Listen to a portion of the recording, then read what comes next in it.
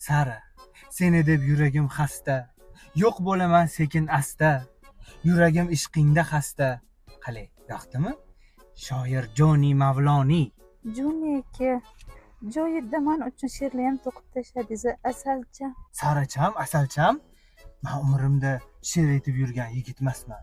Siz meni shoir qildingiz. Juni aka, juda ham samimiy, hazilkash yigit ekansiz. Voy.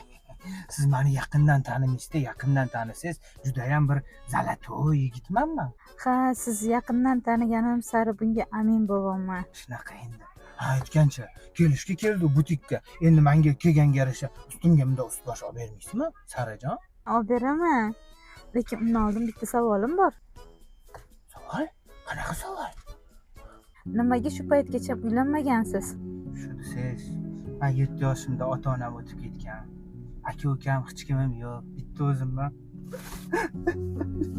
Voy Joni aka, kechiring, yara yangilamoqchi emasdim. Mayli, ahamiyat bermang. O'zi o'rganib ketganman. Hayot tashvishlari bu.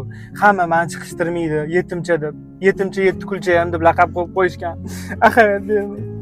Mayli, ketdim. Joni aka, kechiring meni. Ya? Ko'nglimni ko'tarmoqchi bo'lsangiz, Mamutga kiramiz butikka.